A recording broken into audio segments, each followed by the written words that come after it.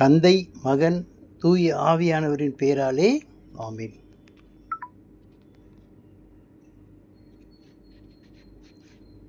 அன்பு சகோதரமே, இன்றைக்கு மீண்டும் ஒரு நாளை நமக்கு கொடுத்து அந்த நாளுக்குரிய ஆசீர்வாதங்களையும் அருளையும் இரக்கத்தையும் பேரன்பையும் அதிகமாக இந்த நாளில் நமக்கு கொடுத்து அவர் கொடையிலிருந்து கொடுக்கப்படுகின்ற ஆண்டவருடைய கொடையிலிருந்து கொடுக்கப்படுகின்ற ஒரு நல்ல நாளாக இன்றைக்கு இந்த நாளை நமக்கு ஆண்டவர் தந்திருக்கிறார். உமக்கு முன்பாக என் சமூகம் செல்லும் என்று சொல்லி நம்மோடு ஒரு உடன்படிக்கும் அவருடைய கடவுளுடைய வாக்கையும் நமக்கு கொடுத்திருக்கிறார். எனவே இந்த நாளில் நாம் செய்ய வேண்டிய கடமைகளை, செய்ய வேண்டிய பொறுப்புகளை, செய்ய வேண்டிய வேலைகளை சிறப்பாக செய்வோம். ஆண்டவர் நம்மோடு இருக்கிறார். மட்டுமல்லாது இந்த உலகத்தில் நாம் பார்க்கின்ற பல்வேறு விதமான நிலைகள், முக்கியமாக நமக்கு வேண்டியது நம்முடைய ஆத்மத்திற்கு தேவையான அம்சங்கள். அந்த நம்முடைய ஆத்மம் சரியான விதத்தில் பாதுகாக்கப்பட வேண்டும். எனவே இந்த ஆத்மத்திற்கு அமைதி தேவை. இந்த ஆத்மத்திற்கு பராக்குகள் தேவையில்லை, களியாட்டங்கள் தேவையில்லை. மாறாக ஆண்டவரோடு ஒன்றித்து வாழ்கின்ற அந்த நல்ல ஒரு வாழ்க்கையை கடவுள் நமக்கு இன்றைக்கு தருவாராக, ஒரு அமைதியை கொடுப்பாராக என்று ஜெபிப்போம். குடும்பங்கள் கட்டுக்கோப்பாக இருக்க வேண்டும், ஒற்றுமையோடு இருக்க வேண்டும் என்று சொல்லி ஜெபிப்போம். அதே போல நம்முடைய வீட்டில் உள்ள வயோதிகர்கள் சிறப்பாக பாதுகாக்கப்பட வேண்டும் என்று ஜெபிப்போம். மருத்துவமனையில் உள்ள நோயாளிகள் நலம் பெற்று அவர்கள் சீக்கிரம் வீடு திரும்ப வேண்டும் என்று சொல்லி ஜெபிப்போம். இளம் பிராயத்தினருக்காக ஜெபிப்போம். அவர்கள் நன்கு கல்வி பயின்று சிறப்பான விதத்தில் அவர்கள் செயல்பட வேண்டும், அவர்கள் நல்ல வேலையில் அமர வேண்டும், சீரும் சிறப்புமாக வாழ வேண்டும் என்று சொல்லி அவர்களுக்காக ஜெபிப்போம். அதே போல் ஏழை எளிய மக்கள் இன்றைக்கு நன்கு நன்கு ஒரு நல்ல அந்தஸ்தில் வைக்கப்பட்டு சீரும் சிறப்புமாக அவர்கள் வாழ வேண்டும் என்று சொல்லி அவர்களுக்காகவும் இந்த நாளில் ஜெபிப்போம். இறை அழைத்தலுக்காக ஜெபிப்போம். இறை அழைத்தல் எல்லா மறை மாவட்டங்களுக்கும் சிறப்பாக இந்த ஆண்டு விசேஷ விதமாக அந்த அழைப்பு கொடுக்கப்பட்டு அந்த அறுவடையின் நாயகர் நமக்கு நல்ல ஒரு அறுவடையை இந்த வருடம் தர வேண்டும் என்று சொல்லி அவரிடம் ஜெபித்து மன்றாடுவோம். இந்த மன்றாட்டுகள் எல்லாம் எங்களது ஆண்டவரும் இரட்சகரும் ஒரே மகனுமான உயிர்த்த இயேசு கிறிஸ்துவினுடைய இனிய நாமத்தில் ஜெபிக்கிறோம். எங்கள் ஜீவனும் பரிசுத்தமும் உள்ள எங்கள் நல்ல தந்தையே, ஆமென். அன்பு சகோதரமே, இன்றைக்கு தூய ஆவியானவர் நம்மை ஏசாயா நூல் அதிகாரம் 6 என்ற ஒரு தலைப்புக்கு, நம்ம 6 ஏசாயாவின் அழைப்பு என்ற தலைப்புக்கு நம்மை அழைத்து வந்து அதை நாம் தியானிக்க வேண்டும் என்று சொல்லி விரும்புகிறார். முதலில் ஏசாயா, அதுக்கு அடுத்தாற்போல் எரேமியா, ரெண்டும் பார்ப்போம். முதலில் ஏசாயாவை, அந்த இறைவசனங்களை படித்து நாம் தியானிப்போம். உசியா அரசர் மறைந்த ஆண்டில் மிகவும் உயரமானதோர் அரியணையில் ஆண்டவர் அமர்ந்திருப்பதை நான் கண்டேன். அவரது தொங்கலாடை கோயிலை நிரப்பி நின்றது. அவருக்கு மேல் செராபியன்கள் சூழ்ந்து நின்றனர். ஒவ்வொருவருக்கும் 6 இறக்கைகள் இருந்தன. ஒவ்வொருவரும் 2 இறக்கைகளால் தம் முகத்தை மூடிக்கொண்டனர். 2 இறக்கைகளால் தம் கால்களை மூடி மறைத்தனர். மற்ற 2ஆல் பறந்தனர். அவர்கள் ஒருவர் மற்றவரை பார்த்து, படைகளின் ஆண்டவர் தூயவர், தூயவர், தூயவர், மண்ணுலகம் முழுவதும் அவரது மாட்சியால் நிறைந்துள்ளது என்று உரத்த குரலில் கூறிக்கொண்டிருந்தார். கூறியவரின் குரல் ஒளியால் வாயில் நிலைகளின் அடித்தளங்கள் அசைந்தன. கோயில் முழுவதும் புகையால் நிறைந்தது. அப்பொழுது ஐயோ, நான் அழிந்தேன், ஏனெனில் தூய்மையற்ற உதடுகளை கொண்ட மனிதன் நான். தூய்மையற்ற உதடுகள் கொண்ட மக்கள் நடுவில் வாழ்பவன் நான். படைகளின் ஆண்டவராகிய அரசரை என் கண்கள் கண்டனவே என்றேன். அப்பொழுது சேராபீன்களுள் ஒருவர் பலிபீடத்திலிருந்து நெருப்பு பொறி ஒன்றை குறட்டால் எடுத்து அதை தம் கையில் வைத்துக்கொண்டு என்னை நோக்கி பறந்து வந்தார். அதனால் என் வாயை தொட்டு, இதோ நெருப்பு பொறி உன் உதடுகளை தொட்டது, உன் குற்றப்பழி உன்னை விட்டு அகன்றது, உன் பாவம் மன்னிக்கப்பட்டது என்றார். மேலும், யாரை நான் அனுப்புவேன்? நமது பணிக்காக யார் போவார் என்று வினவும் என் தலைவரின் குரலை நான் கேட்டேன். அதற்கு, இதோ நான் இருக்கிறேன், அடியேனை அனுப்பும் என்றேன். ஆண்டவரின் அருள்வாக்கு. இறைவனுக்கு நன்றி. 6வது அதிகாரம் 1வது இறைவசனத்து, அதாவது 6வது அதிகாரம் 1லிருந்து 8 முடிய உள்ள இறைவசனங்கள் நம்ம படுத்தோம். அன்பு சகோதரமே, இதில் நம்ம பார்க்குறப்ப கடவுளுடைய தூய்மை எப்பேற்பட்டது என்பதை புனித ஏசாயாவுடைய சொற்களால் நாம் உணர முடிகிறது. ஐயோ அழிந்தேன், ஏனெனில் தூய்மையற்ற உதடுகளை கொண்ட மனிதன் நான், தூய்மையற்ற உதடுகள் கொண்ட மக்கள் நடுவில் வாழ்பவன் நான். படைகளின் ஆண்டவராகிய அரசரை என் கண்கள் கண்டனவே என்றேன். நமக்கு நல்லா தெரியும், ஏசாயா ஒரு இறைவாக்கினர். அவருக்கும் கடவுளுக்கும் ஏற்படுகிற ஒரு அனுபவத்தை தான் இப்பொழுது நாம் தியானித்துக் கொண்டிருக்கிறோம். அவருக்கும் கடவுளுக்கும் ஏற்பட்ட அந்த அனுபவம் ஆங்கிலத்தில் சொன்னால் ஒரு என்கவுண்டர் என்று சொல்லலாம்.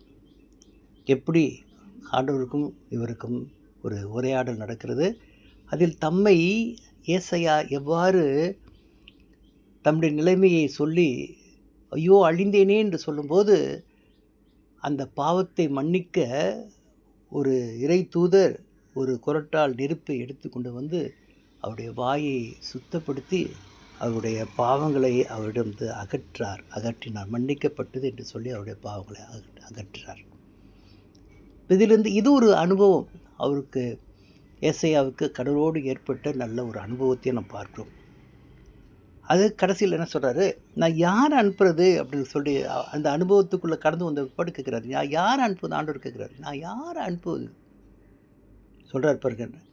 நமது பணிக்காக யார் போவார், நம்முடைய பணிக்காக யார் போவார் என்று சொல்லி ஆண்டவர் கேட்குறப்ப ஏசாயா என்று வினவும் என் தலைவரின் குரலை நான் கேட்டேன். அதற்கு, இதோ நான் இருக்கிறேன், அடியேனை அனுப்பும். பாருங்க, இதோ நான் இருக்கிறேன், அடியேனை அனுப்பும். ஏசாயா என்ன பண்ணுறாரு, இறைவாக்கினார், இதோ அடியேன் நான் இருக்கேன், என்னை அனுப்பும், உங்களுடைய பணிக்காக. இதுதான் அவங்களுக்குள்ளே ஏற்பட்ட ஒரு முதல் அனுபவமும் அவர்களுக்கு இடையே இருந்த ஒரு நல்ல ஒரு உரையாடலும் ஆகும்.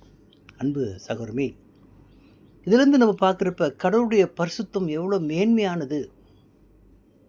ஏற்கனவே ஒருத்தரை சொன்னேன், இந்த மோயிசனுக்கு கடவுள் காட்சி கொடுக்கும்போது அவருடைய காட்சி எப்படி இருந்தது, அவர் முகத்தை மறைத்து கொள்கிறார். ஏனென்றால் அவர் கடந்து போகும்போது அவருடைய முகத்தை இவர் பார்த்தால் பொசுக்கி விடுவார். ஏன்னா 1000 கோடி சூரியனை ஒத்த ஒளிமிக்க அந்த பரிசுத்தம், அந்த பரிசுத்தத்தில் அவரால் நிற்க முடியாத, பொசுங்கி போயிடுவார். எனவே அவரை காப்பாற்றும் முகத்தை மறைத்து கொண்டு அதாவது ஒரு பாறை பிளவில் நிறுத்தி முகத்தை மறைத்து கொண்டு அவர் போன பிற்பாடு, என்னுடைய பின்புறத்தை பார்ப்பாய், என் முகத்தையோ நீ பார்க்க மாட்டாய். இதுதான் கடவுளுடைய அந்த பரிசுத்தம். பார்க்க முடியாது. இதுலேயும் அதே தான். நான் பார்த்துட்டு செத்தனே அப்படின்றார். ஒரு தூதுவர் என்ன பண்ணுறாரு சொல்கிறப்ப, ஏனெனில் தூய்மையற்ற உதடுகளை கொண்ட மனிதன் நான், தூய்மையற்ற உதடுகள் கொண்ட மக்கள் நடுவில் வாழ்பவன் நான். படைகளின் ஆண்டவராகிய அரசரை என் கண்கள் கண்டனவே என்றேன். அப்பொழுது சேராபீன்களுள் ஒருவர் பலிபீடத்திலிருந்து நெருப்பு பொறி ஒன்றை குறட்டால் எடுத்து அதை தம் கையில் வைத்துக்கொண்டு என்னை நோக்கி பறந்து வந்தார். அதனால் என் வாயை தொட்டு, இதோ நெருப்பு பொறி உன் உதடுகளை தொட்டது, உன் குற்றப்பழி உன்னை விட்டு அகன்றது, உன் பாவம் மன்னிக்கப்பட்டது. அப்போதான் அவர் பரிசுத்தமாகிறார், அப்போதான் அவர் தூய்மையாகிறார், அப்போதான் கடவுளுடைய முன்னிலையில் நிற்க தகுதி உடையவராக இருக்கார். அந்த பாவங்கள் ஏன்னா அந்த பாவங்கள் மன்னிக்கப்பட்டு மன்னித்த பிற்பாடு அவரும் என்ன பண்ணுறார்? ஒரு புனித நிலையில் இருக்கார், ஒரு பரிசுத்த நிலையில் இருக்கார். இதே போல் வேறொரு அனுபவத்தை அன்பு சகோதரமே நாம் பார்க்க முடியும். எரேமியா, அதில் எரேமியா நூல் அதிகாரம் 20, அதில் நம்ம பார்க்குறப்ப இது ஒரு வித்தியாசமான அனுபவம். படிக்கிறேன் கேளுங்கள். 20வது அதிகாரம் 7வது இறைவசனத்திலிருந்து 9வது இறைவசனம், 3 வசனங்கள் தான். ஆண்டவரே, நீர் என்னை ஏமாற்றி விட்டீர், நானும் ஏமாந்து போனேன். நீர் என்னை விட வல்லமையுடையவர், என்மேல் வெற்றி கொண்டு விட்டீர். நான் நாள் முழுவதும் நகைப்புக்கு ஆளானேன். எல்லாரும் என்னை ஏளனம் செய்கின்றார்கள். நான் பேசும் போதெல்லாம் வன்முறை, அழிவு என்றே கத்த வேண்டியுள்ளது. ஆண்டவரின் வாக்கு என்னை நாள் முழுவதும் பழிச்சொல்லுக்கும் நகைப்புக்கும் ஆளாக்கியது. அவர் பெயரை சொல்ல மாட்டேன், அவர் பெயரால் என்னை பேசவும் மாட்டேன் என்பேனாகில், உம் சொல் என் இதயத்தில் பற்றி எரியும் தீ போல இருக்கின்றது. அது என் எலும்புகளுக்குள் அடைபட்டு கிடக்கின்றது. அதனை அடக்கி வைத்து சோர்ந்து போனேன்.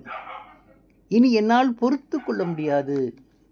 ஆண்டவரின் அல்வாக்கு. இறைவனுக்கு நன்றி. அன்பு சகோதரனை பாருங்கள், ஒரு வித்தியாசமான அனுபவம். எரேமியாவுக்கு ஏற்பட்ட அனுபவம் வித்தியாசமான அனுபவம். பழைய மொழிபெயர்ப்பில் இதோடு இன்னும் சிறப்பாக என்ன போட்டிருப்பாங்க? என்னை ஏமாற்றி விட்டீர் என்று நம்ம படிக்க கேட்டீர்கள். அதில் பழைய மொழிபெயரில் என்னை மயக்கி விட்டீர் என்று அழகாக வரும் அந்த இறை வார்த்தை. இதில் ஏமாற்றி விட்டீர், இதுவும் நல்ல ஒரு மொழிபெயர்ப்பு தான். நானும் ஏமாந்து போனேன். ஒரு அனுபவம். நீங்கள் என்னை ஏமாத்திட்டீங்க, நானும் ஏமாந்து போனேன். நீர் என்னை விட வல்லமை உடையவர், நீங்கள் பெரியவங்க, நீங்கள் வல்லமை உடையவர், என்மேல் வெற்றி கொண்டு விட்டீர். நான் யார்? நீங்கள் பெரியவங்க, நீங்கள் என்னை வெற்றி கொண்டுட்டீங்க. நான் நாள் முழுவதும் நகைப்புக்கு ஆளானேன். எல்லாரும் என்னை பார்த்து சிரிக்கிறாங்க, எல்லாரும் என்னை ஏளனம் செய்கிறார்கள். நான் பேசும் போதெல்லாம் வன்முறை, அழிவு என்றே கத்த வேண்டியுள்ளது. ஏன்னா இறைவாக்கு, நீங்கள் இறைவாக்கு உரைக்க சொல்லிடுங்க, அதனால் இந்த இறைவாக்கு உரைக்கிறேன். அப்போ வன்முறை, அழிவு என்றே கத்த வேண்டியுள்ளது. இதே தான் நான் கத்திட்டு இருக்கிறேன். ஆண்டவரின் வாக்கு என்னை நாள் முழுவதும் பழிச்சொல்லுக்கும் நகைப்புக்கும் ஆளாக்கியது. ஏன்னா ஜனங்க என்ன பண்ணுறாங்க? அந்த எரேமியா இறைவாக்குரைத்த ஜனங்க என்ன பண்ணுறாங்க? அது நகைப்பு, அவங்களுக்கு நகைப்பு. ரெண்டாவது அது பழிச்சொல், அவங்களுக்கு பழிச்சொல். எனவே அவங்க என்ன பண்ணுறாங்கன்னா, அவரை என்ன பண்ணுறாங்க? அவரை கொன்னுடணும்னு சொல்லிட்டு அவங்க அவருடைய காலத்தில் ரொம்ப முயற்சி எடுக்கிறாங்க. இந்த மாதிரி இறைவாக்கு, அழிவு அழிவு அழிவுன்னு சொல்லிட்டு சொல்கிறார். அதுதான் ஆண்டவருடைய உண்மையான வாக்கு. அப்போ அவர் பெயரை சொல்ல மாட்டேன், அவர் பெயரால் இனி பேசவும் மாட்டேன் என்பேனாக. இது ஒரு அனுபவம். உங்களை பற்றி பேச மாட்டேன் சொல்கிறார் பாருங்க.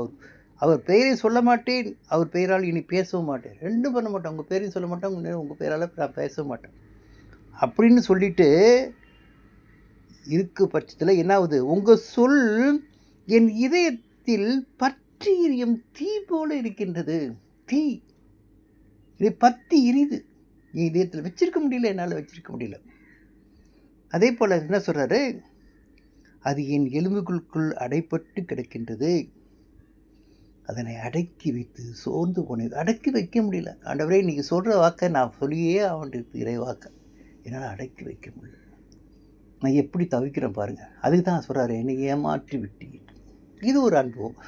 அன்பு சகோதரர், வித்தியாசமான அனுபவம் பாருங்கள்.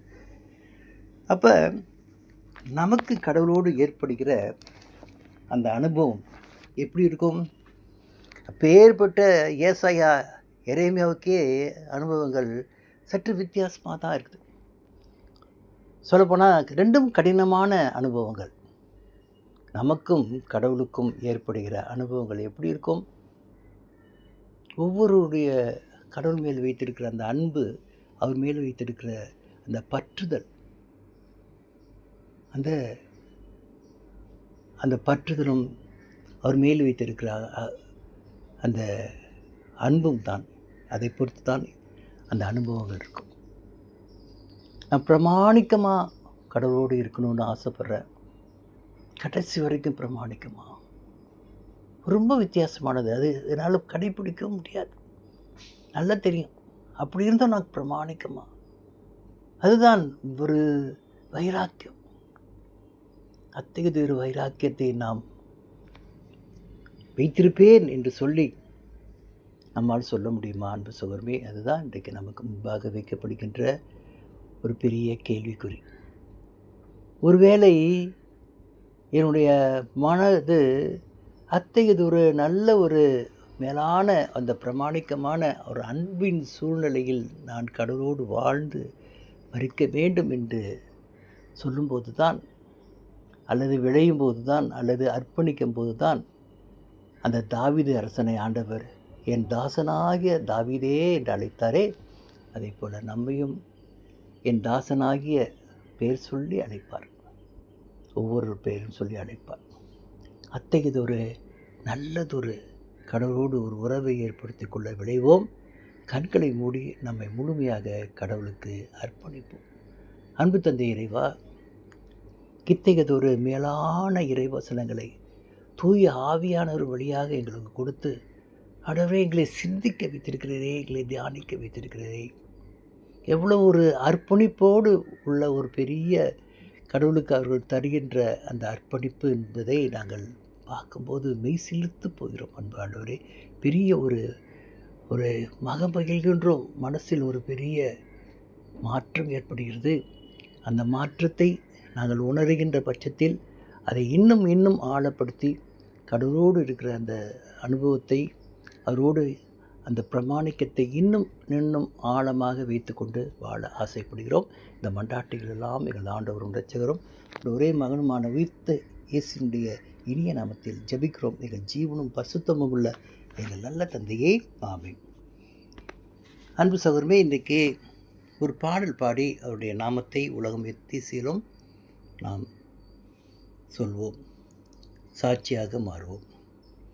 ஆருயிரே என் ஆறுதலே, பரிசுத்தரே இரட்சகரே, நன்றி நன்றி ஐயா.